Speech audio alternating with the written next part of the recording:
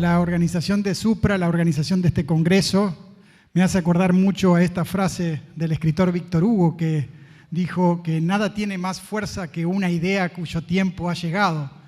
Y yo creo que la presencia de todos ustedes hoy aquí es un claro ejemplo de la fuerza de esta idea, y por consiguiente mis felicitaciones por la experiencia que ustedes pueden tener y también por la inquietud de poder llegar a mejorar y a implementarlo. Yo estoy aquí representando un equipo, el equipo de Ganadera Barracas, que se siente muy orgulloso, y por eso agradecemos a la organización de Supra por habernos permitido ser main sponsor de este congreso. Estamos muy orgullosos de haber podido participar de esta forma.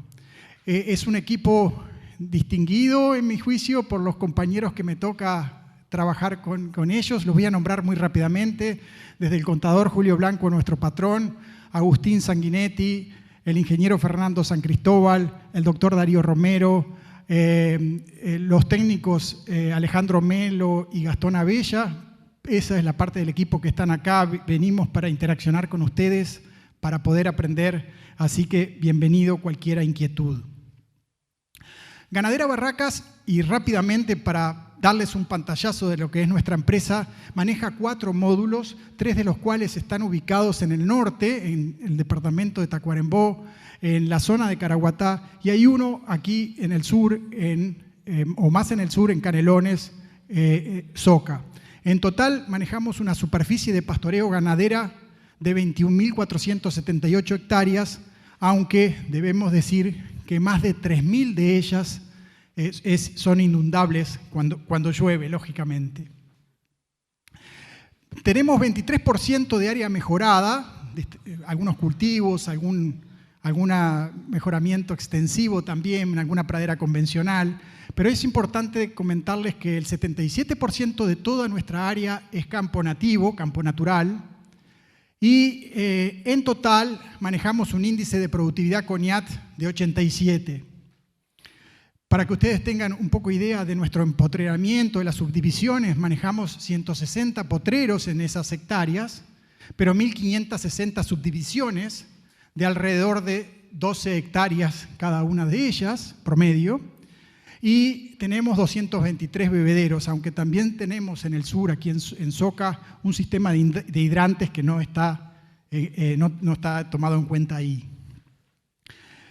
Para darles también una idea rápida del tiempo de ocupación, les comentamos que hay unas 6.300 y algo de hectáreas cuyos animales se mueven en cambios de parcela diario, y hay otras 4.500 hectáreas en donde los cambios de parcela se producen cada 2 o 3 días. O sea, en conjunto, más del 50% de nuestra área la manejamos con ese ritmo de cambio diario o cada 2 o 3 días.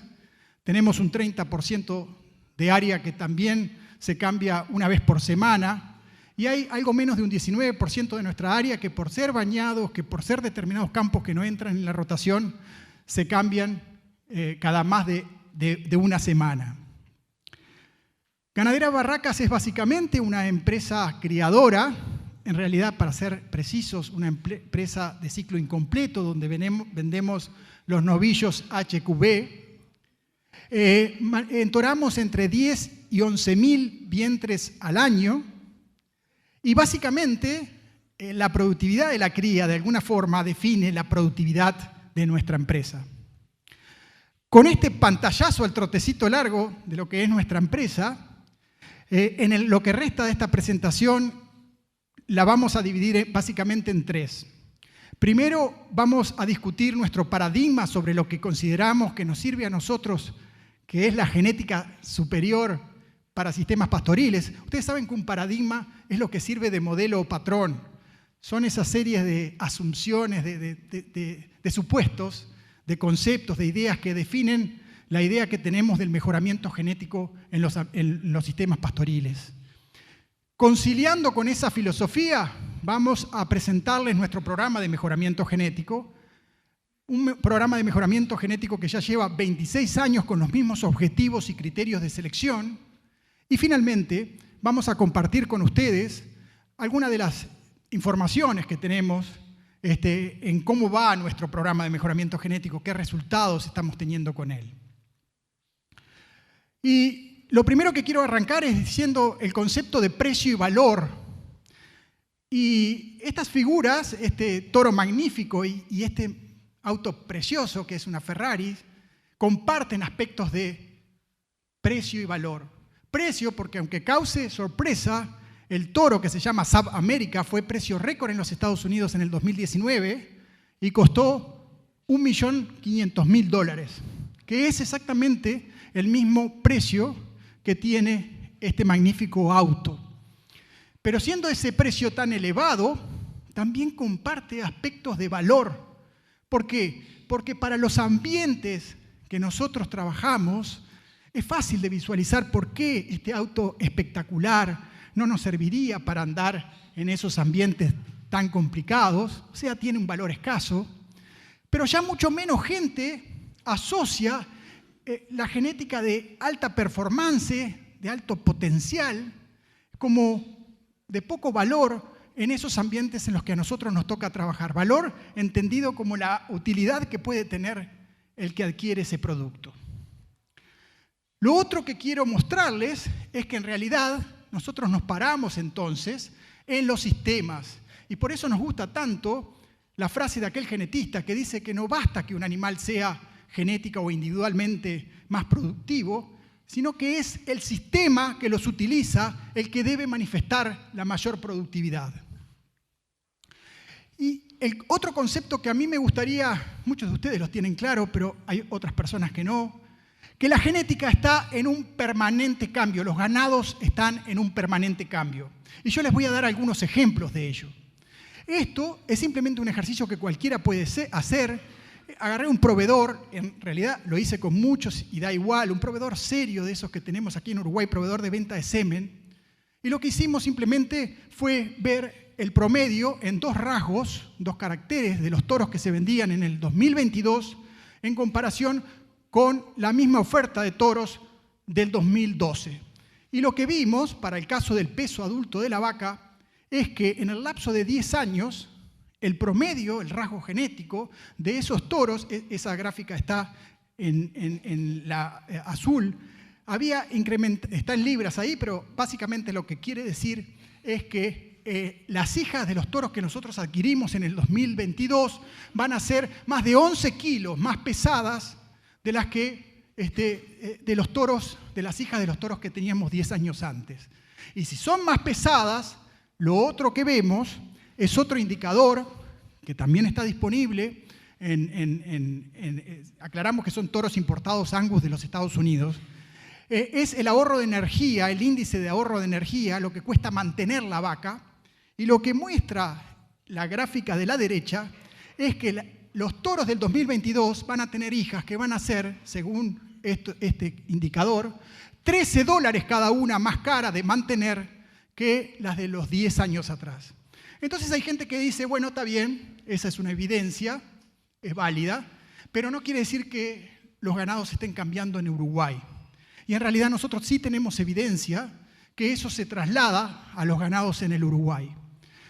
Esta es una de las evidencias, es la tendencia genética en las dos razas mayoritarias, Angus y Hereford, tendencia genética en el peso adulto.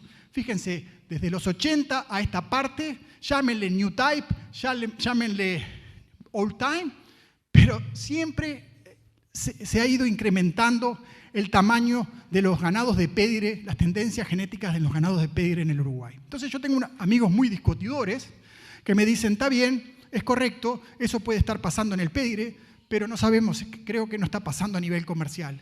Y en realidad a nivel comercial es lo que se refería hoy Gabriel Fichat.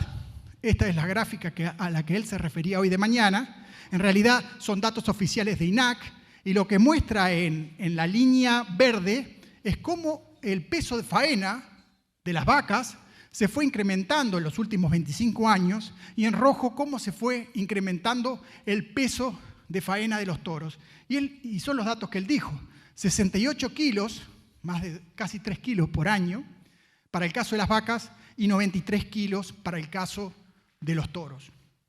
Entonces, indudablemente esto ocurre por algo, pero yo creo que en el marco de una foto espectacular de uno de los rodeos nuestros de 1.300 vacas preñadas en una parcela, yo creo que ha llegado el tiempo, y este es un ámbito muy bueno para ello, de hacerse algunas preguntas. Una pregunta es: ¿qué valor tienen estos cambios genéticos para los sistemas pastoriles?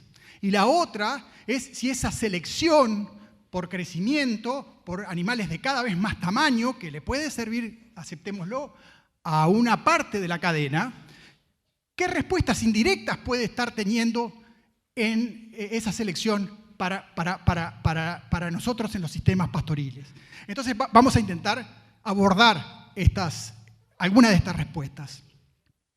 Y para empezar a contestar o esbozar una contestación, yo quiero volver a las fuentes. Y me voy a referir a los datos de un genetista argentino que se llamó Héctor Molinuevo, que escribió un libro que se llama Genética bovina y producción de pastoreo, que a mí realmente me gustaría que mucho más gente lo conociera en Uruguay, porque él describe muchas de las cosas que nosotros nos planteamos en el campo, y lo que muestra en esta gráfica es cómo varía según el crecimiento de dos líneas. Él tomó una línea de mayor tamaño y más crecimiento, que es lo que está representado en la línea discontinua, y una línea de menos tamaño y menos crecimiento, que es lo que está representado en la línea continua. Cómo varía la producción individual en la parte de abajo de la gráfica a medida que aumenta la carga animal. Y la carga animal aquí está tomada como kilos de tamaño metabólico. Y ahí es bastante obvio. Él dice, bueno, está bien, las líneas de más crecimiento producen más individualmente. Está bien, esas tienen más crecimiento, producen más. Y por cierto, si aumentamos la carga animal, a medida que aumentamos la carga animal, la producción individual cae. Pero fíjense ustedes en la parte superior qué pasa con lo que nos duele, que es la producción por hectárea, de acuerdo a cuando usamos líneas de más o menos crecimiento. Ahí se revierte la situación. Ahí las líneas de menor tamaño y menor crecimiento producen más por hectárea.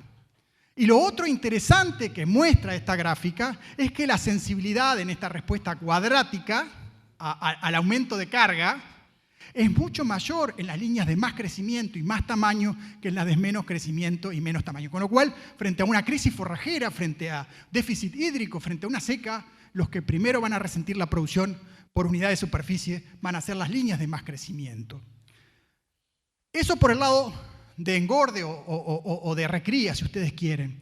¿Qué pasa por el lado de la cría? Bueno, por el lado de la cría cada vez hay más información publicada internacionalmente en el sentido de que los animales de menor tamaño producen más por hectárea. Hoy Diego Baraya hablaba de eficiencia de conversión. Y en realidad tengan presente ustedes que las vacas más chicas necesitan comer menos kilos de materia seca para producir 1 kilo de ternero al destete. Entonces, estos autores coinciden en ese punto. Yo voy a mencionar dos de esos trabajos. Uno de la Universidad de Michigan, publicado en el 2020. Ellos trabajaron con Angus Colorado durante 8 años y lo que vieron es que las vacas más livianas produjeron más kilos de terneros al destete por unidad de superficie. Y lo otro es que el retorno económico esperado disminuyó $10 por cada 23 kilos de incremento en el peso al destete. Perdón, por cada 23 kilos de incremento en el peso de la vaca. El otro trabajo que simplemente les quiero mostrar es un trabajo del INTA argentino, del noroeste argentino, ya con Bradford y con Brangus, en donde de nuevo nos dicen los autores, a medida que aumentó el tamaño, disminuyó la estabilidad energética, la económica y la estabilidad de los sistemas, y por eso miren lo que concluyen. Los resultados respaldan la idea que animales más pequeños podrían ser más adecuados para producir en sistemas criadores y de ciclo completo. Y en realidad, mi preocupación, hablando ya de las respuestas indirectas a una selección que se está dando en el ganado de carne es que pueda estar pasando lo que está descrito para la lechería, porque en lechería se ha descrito que la fertilidad ha caído. Y miren lo que encuentran estos autores irlandeses que trabajaron sobre 1.600.000 vacas, más de 45.000 predios evaluados, vacas de carne. Ellos encuentran, disculpen, la gráfica está en inglés, pero es simplemente el mérito genético, el intervalo entre partos, y lo que va mostrando aquí es que el intervalo entre partos se va deteriorando a medida que pasa el tiempo. Entonces estos autores asocian o estudian, de vuelta pido disculpas porque está en inglés, pero yo les voy a explicar lo que me parece interesante de esta gráfica, de esta tabla. Son correlaciones genéticas, en este caso del tamaño de la vaca con parámetros de fertilidad. Y los autores reportan que a mayor tamaño bajan las tasas de parición en los primeros 42 días, se alargan los intervalos entre partos y disminuye la sobrevivencia de la vaca en el rodeo, o sea, disminuye la habilidad de permanencia, la longevidad de la vaca, se refuga antes. Y lo otro que me parece interesante compartir en esta audiencia hoy es otro hallazgo, que es la grasa. Los autores dicen que a mayor grasa mejora la tasa de parición en los primeros 42 días, se acorta favorablemente el intervalo entre partos, lo cual es positivo, y mejora la sobrevivencia de los ganados. Y es oportuno mencionar a la grasa, porque hay instituciones en el Uruguay que están estudiando eficiencia de conversión, eficiencia alimenticia, que tienden a favorecer líneas que van a ser más magras y que no sabemos, o mejor dicho, intuimos que eso va a tener consecuencias que pueden llegar a ser negativas en el campo en cuanto a la fertilidad. Y existe un concepto que también en el paradigma me parece que tenemos que manejarlo, que es el concepto del control del daño genético. Miren, esta gráfica que yo les voy a mostrar simplemente son el comportamiento de vaquillonas cuyas madres habían sido inseminados al azar con distintos tipos de toro. Es una información que colectamos con Agustín Sanguinetti precisamente en Barracas. Y estudiamos el comportamiento reproductivo en la primera estación reproductiva.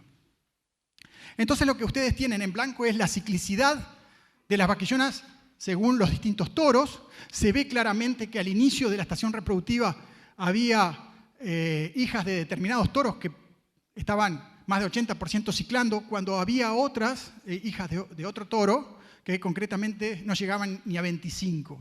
Y si eso era así en ciclicidad, la tasa de preñez a los 60 días, que es lo que se ve ahí en verde, también fue distinta. Todas las vaquillonas de los hijos que llamamos los toros, le pusimos un nombre nosotros, Fertilidad Plus, le pusimos un nombre para nosotros. Las hijas de los toros de Fertilidad Plus estaban todas preñadas en los primeros 60 días y apenas había 62% de las hijas de ese otro toro que estaban peludeando. Y acuérdense, estamos hablando de vaquillonas manejadas en el mismo grupo contemporáneo, con el mismo manejo, la misma sanidad, el mismo manejo del pastoreo, todo absolutamente igual. Entonces, indudablemente, si nosotros sin saber estamos usando toros como el toro 1, estamos provocando un daño genético en la eficiencia con que esos vientres van a transformar pasto en terneros, que incluso, y lo hemos medido después, tiene consecuencias en las que se preñan en los siguientes centores. ¿Qué características tenían los toros Fertility Plus? Mérito genético de preñez de vaquillonas positivo, eran positivos en grasa, con lo cual se asocia a esa información de los irlandeses. Un mérito genético en peso de la vaca adulta bastante por debajo del promedio, y tenían un ahorro de energía positivo, o sea, eran una genética que ese indicador nos daba que ahorraba mantenimiento el tener hijas de esos toros. Así que fíjense ustedes que a veces por querer mejorar, por querer decir, bueno, vamos a meter genética al sistema, resulta que estamos haciendo un daño genético. Estamos introduciendo problemas, cuando en realidad la genética la concebimos como soluciones. Y estas fotografías que ustedes ven acá son pertinentes porque están todas tomadas en un mismo momento, en un mismo potrero, en un campo de la Argentina, de un señor que se llama Pablo Volpi, que estaban pastoreando un rastrojo de soja, en donde claramente tenía vacas de distintas líneas genéticas, unas mucho menos adaptadas, otras bastante más adaptadas. Entonces, como a veces por querer mejorar, metemos genética de más performance y resulta que estamos consiguiendo animales menos adaptados, con menos capacidad para transformar el pasto que le ofrecemos en producto. Y nuestras vacas tienen que ser camperas. Estas fotos que ustedes ven acá corresponden a un mismo rodeo. Unas fueron tomadas en junio del 22, es un rodeo de Estancia San Luis, en Ganadera Barracas, en donde las vacas tuvieron que nadar para cambiar de parcela. Y no estoy exagerando, ahí no están nadando, pero en determinado momento tuvieron que empezar a nadar. Y unos pocos meses después estaban inmersas en las secas más grandes, una de las secas más grandes o la seca más grande que nos ha tocado vivir. Si tendremos que tener vacas camperas, si tendremos que tener vacas adaptadas. Afortunadamente, no estamos solos en este concepto porque empiezan a aparecer investigadores hablando del concepto de resiliencia, la habilidad frente a un determinado disturbio para que la vaca vuelva rápidamente a un estado normal, o robustez, o sea, esa asociación de resiliencia con la habilidad de la vaca para mantener la producción, volver a producir sin resentir reproducción, sanidad, bienestar. Entonces, con estos conceptos, nosotros construimos hace ya muchos años el programa de mejoramiento genético de Ganadera Barracas. 26 años. Y lo primero que hicimos fue establecimos los objetivos de selección. Nosotros creemos que los objetivos de selección tienen que estar escritos a efectos de que la gente pueda decir, bueno, yo acompaño acá, me sirve o no. Y fue lo que hicimos, está publicado desde hace muchísimos años. Buscamos obtener un ganado funcional que promueva vientres fértiles de madurez sexual temprana, con hembras rústicas y longevas, que posibiliten una invernada de fácil engorde y peso de faena aceptable, que permitan obtener una alta producción de carne por hectárea, con una res de gran calidad, uniformidad al gancho, manteniendo los costos de producción tan bajos como sea posible.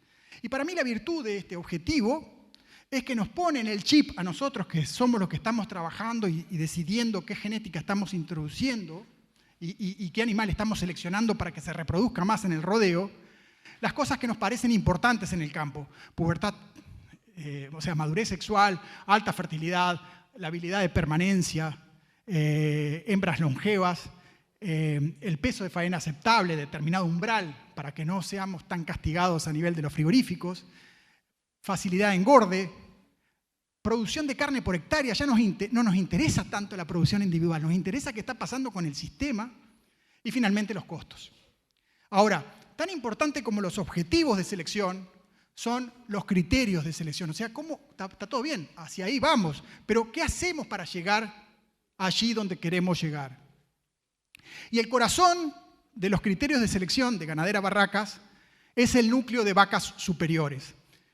Pero por sobre todas las cosas es el corazón por la manera que tiene una vaca de poder ser elegible para entrar al plantel o núcleo de vacas superiores. Y yo se los voy a mostrar. Creo que es bastante singular.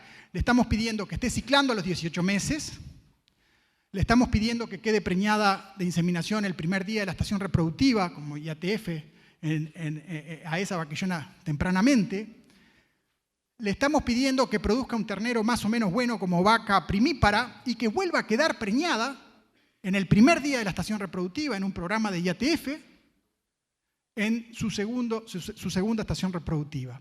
Y recién esas vacas, todas aquellas que cumplen con este requisito, se someten a una evaluación fenotípica y pueden, de acuerdo a la corrección estructural, de acuerdo a lo que llamamos balance hormonal, pueden entrar entonces eventualmente al núcleo de vacas superiores. Núcleo de vacas superiores, que es fundamentalmente la madre de nuestros toros. También hay algunos toros que son hijos de las vaquillonas, que muchas de ellas pueden terminar en el plantel.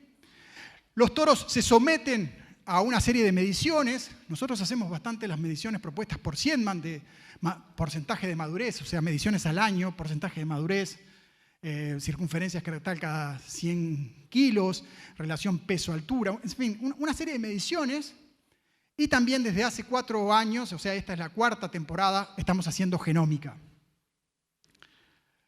Tenemos un software que es de elaboración reciente, que nos permite identificar las mejores vacas. Antes lo teníamos que hacer a pedal. Hoy contamos con un software que nos permite la producción vitalicia de una determinada vaca, el peso de destete promedio, en fin, una serie de cosas. Entonces, les explicamos la filosofía, les explicamos el programa consistente de 26 años y el resto de esta presentación es decir, bueno, está todo bien, pero ¿qué estamos logrando? ¿Estamos haciendo realmente progresos con nuestro programa de mejoramiento genético? ¿Cuáles son los argumentos que nos permiten a nosotros decir que quizás sí que estemos haciendo progresos? En primer lugar, tenemos una demanda por nuestro novillo HQB que es alta, lo paga siempre un filotero, que es un dueño de un frigorífico, lo paga por encima de los valores del mercado. Creemos que por ese lado estamos tranquilos porque estamos recibiendo un dinero aceptable por nuestro producto. También tenemos datos de cómo ha evolucionado la ciclicidad, o si ustedes prefieren, la tasa de anestro en las evaluaciones genitales que hacemos en las vaquillonas previo a los programas reproductivos. Y vemos que cada vez esa ciclicidad es mejor. Por cierto, eso se puede ver a un montón de factores, puede verse a un manejo de pastoreo aceptable, puede deberse a buena nutrición, buena sanidad, a un montón de cosas que seguramente se hacen bien, pero indudablemente también nosotros notamos, por la evolución que tiene este parámetro año tras año, es que la genética nos está ayudando verdaderamente a llegar como queremos llegar en ese momento tan crítico en la vida productiva de un vientre. Lo otro indicador que yo quiero compartir con ustedes es bastante personal. Ustedes saben que yo soy un veterinario de campo, que hago muchos programas de inseminación artificial a tiempo fijo en muchos lugares, en muchos predios, afortunadamente. Llevo a cabo entre 42, 45 programas al año de entre 16 y 17.000 vientres inseminados. Así que estas son en blanco, ustedes ven la evolución de la tasa de preñez que yo tengo año tras año en esos programas de inseminación a tiempo fijo. Y puedo comparar, además, al inseminador lo están viendo, soy yo el que insemino, soy yo el que estamos decidiendo qué vientre, o sea, con la misma metodología, qué vientre inseminar y demás, o sea, la misma persona que evalúa los animales. Fíjense en rojo la tasa de preñez en vaquillonas y en vacas con cría al pie que tenemos en la evolución del tiempo en Ganadera Barracas, siempre por encima. Y lo que yo resalto es que el inseminador es el mismo, el veterinario que aterriza el programa, el mismo protocolo, y las tasas de preñez entonces son siempre mejores. Yo creo que esto está expresando de que si nosotros buscamos fertilidad, obtenemos fertilidad. Hay otro poderosa set de información que me gustaría compartirlo con ustedes hoy, y refiere al comportamiento de nuestro núcleo de vacas superiores con otro tipo de vaca que también lo manejamos en conjunto con nuestro núcleo de vacas superiores, que son nuestras vacas pédire. Hace 12 años nosotros quisimos arrancar con los pédires en barracas, así que compramos embriones y compramos algunas vaquillonas, Angus y Hereford, y la manejamos en conjunto con nuestro núcleo de vacas superiores. Y fíjense lo que ocurre en la tasa de preñez a la IATF el primer día de la estación reproductiva, sea las vacas no registradas de nuestro núcleo de vacas superiores, que son las que están representadas en verde en esta gráfica, y las de pédire. Las tasas de preñez en el primer día de la estación reproductiva son siempre superiores en nuestro núcleo de vacas superiores, más de 17% a lo largo del tiempo, o sea, tienen una habilidad para preñarse mucho más marcada que las vacas de pédire, pero no porque las otras sean de pédire, sino que mientras esas vaquitas pobres de pédire entran con la cédula a este núcleo de vacas superiores, las vacas de nuestro programa de selección entran luego de un riguroso requisito que se lo pedimos y que somos bastante inflexibles o definitivamente inflexibles para ello. Y si esto es lo que ocurre el primer día de la estación reproductiva, miren lo que pasa en la tasa de preñez final. La tasa de preñez final es casi 10% a lo largo del tiempo, en promedio, a favor de nuestro núcleo de vacas superiores. Y de nuevo, no es porque las otras pobrecitas sean de pédire, no interesa, es que estamos hablando de una presión de selección absolutamente diferente para unas y para otras. Las pobres de pédire entran con la cédula, como les dije, pero lo fantástico es que con la misma sanidad, con el mismo potrero, con el mismo manejo, unas están transformando muchísimo más eficientemente el pasto en terneros que las otras. Lo otro interesante que yo también quería en esta oportunidad mostrarles es qué pasa con los datos genómicos. Nosotros entendemos que la genómica puede ayudarnos a nosotros en nuestro proceso de selección porque, bueno, va a la información genética contenida en el ADN de los animales. Entonces nos dicen un montón de cosas que nos puede decidir, bueno, vamos a sacarle más hijas a este toro que a este en igualdad de condiciones. Y lo que muestra esta información en un rasgo que para nosotros es muy importante, que es la habilidad de permanencia. La habilidad de permanencia se define como el porcentaje de vacas que permanecen en el rodeo a los 6 años. Está muy asociada a la fertilidad, porque la fertilidad es la razón principal por la cual uno refuga una vaca. Y lo que muestra en verde son los scores, cuanto score más alto, mejor. Los scores de 3 generaciones, las generaciones que tenemos disponibles, de toros de ganadera Barracas, de 364 toros, y lo comparamos con la población de referencia, que es la línea continua que se ve ahí. Y lo que muestra esta gráfica es que los toros de Barracas, o sea, con este programa de selección que yo les acabo de mostrar, consistente durante mucho tiempo, los scores son mucho mayores. De hecho, los scores 7 o más llegan a duplicar aquellos presentes en la población de referencia, que son los millones de vacas que tendrán muestreadas la empresa Neogen, que es con quien hacemos este estudio. Y lo otro interesante para mí es que los toros, nuestros toros con score bajo en habilidad de permanencia, son muy pocos, realmente muy pocos en comparación con los de la población de referencia, al punto tal que ya desde el año pasado decidimos sacarlos. Esos no van a venta, no nos quedamos nosotros, como una manera de alguna forma de garantizar a los compradores que al comprar un toro de genética de esta, van a controlar de alguna forma el eventual daño genético que pueda haber en el tema de fertilidad. Y si eso es lo que ocurre a nivel del ADN, el comportamiento acompaña. Estas son las tasas de preñez en azul, en ganadera Barracas en los últimos 20 años. En verde ustedes pueden ver la carga animal. En la carga animal en el invierno previo al entore, fíjense, estamos 0,95 aproximadamente para los últimos 3 entores.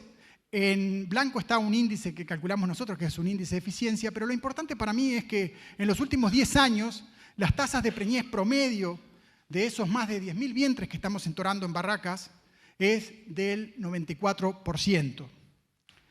Lo otro que acompaña es la tasa de destete. En azul de vuelta está la tasa de preñez, en naranja la tasa de destete. Quiere decir que si tenemos tasa de destete del entorno del 88%, las mermas, las pérdidas reproductivas entre el diagnóstico de gestación y el destete son muy bajas. De hecho, son bajas menos de un 6.5%.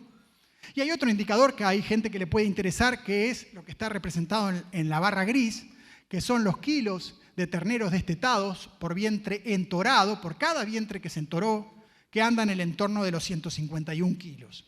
Ahora, hasta aquí, si tenemos 5.000 vacas o si tenemos 10.000, da lo mismo. Tasa de preñez, les mostré, pero en realidad nosotros no vendemos tasa de preñez, vendemos kilos. Entonces, a mí me parece también muy interesante mostrarle los kilos de carne equivalente por hectárea que hemos producido en los últimos años. En los últimos 7 años hemos producido más de 146 kilos y recuerden que lo hacemos con cría, con un 70 y pico % de campo natural, 77, 75, de acuerdo al año. Y a mí me parece muy interesante. Y hoy también de mañana se habló del impacto de la carga. Y es interesante porque en el entore 17, 18 y 18, 19 manejamos una carga que era 19% menor a la que manejamos en el 19-20 y 20-21, y sin embargo el incremento en producción de carne equivalente por hectárea fue un 15% más. La carga animal como un elemento, como un factor muy poderoso, peligroso pero poderoso para mejorar la producción por hectárea. ¿Puede poner por favor el video? Simplemente, y ya para ir terminando, yo les quiero mostrar un poco el biotipo animal que producimos. Esos son los toros. La anterior, por favor. Aquí está la... Si usted apoya ahí el puntero, aquí abajo.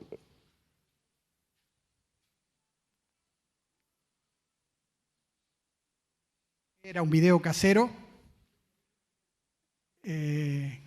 Bueno, simplemente yo quiero mostrarles un poco el biotipo animal que producimos. Se trata de animales moderados. Quería mostrarles la uniformidad a pesar de las distintas razas. Quería mostrarles la corrección de patas, pezuñas, que nos fijamos mucho nosotros. La corrección de testículos, cosas que nosotros le prestamos mucha atención. Queríamos mostrarle el temperamento porque lo sacamos así de al ladito y los toros iban desfilando, para que ustedes tengan simplemente una idea del biotipo animal que producimos, que no se trata de animales de 4 patas, a pesar de todo ese hincapié que hacemos en fertilidad, en adaptación al ambiente, en rusticidad. No se puede, Alejandro. No importa. No importa, sí. Sí, no importa.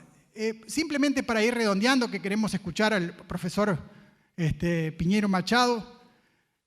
Recuerden ustedes que los ganados están en un permanente cambio y que esos cambios muchas veces no favorecen la producción de carne en ambientes pastoriles. Recuerden también que el biotipo animal y los rasgos funcionales son uno de los pilares, creemos nosotros. Es como las patas de la mesa, ¿no? Manejo del pastoreo, nutrición.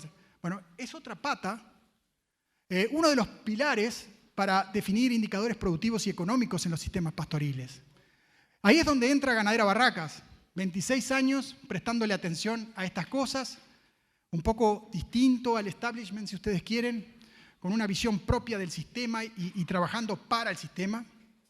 Y finalmente, permítanme simplemente decirles que consideren este tipo de genética para incrementar la producción de carne equivalente por hectárea. Se trata de un programa en el que nuestro equipo ha trabajado con seriedad, con integridad, con consistencia y fundamentalmente con pasión. Por eso yo quiero terminar agradeciendo una especie de homenaje de quienes nosotros abrevamos para nuestro manejo del pastoreo, para nuestro programa de mejoramiento genético, desde el profesor André Boisen hasta John Aycock, pasando por Alan Savory y por Johan Siedman, pero también de aquellos quienes trabajaron sobre la vaca, sobre el biotipo animal y hicieron consideraciones sobre la genética. Creo que yo me sentiría muy feliz si en el próximo congreso alguien, otra persona, habla también de la genética que le ponemos encima de los pastoreos racionales. Creo que vale la pena hacerlo. Han sido ustedes muy amables por vuestra atención. Muchas gracias.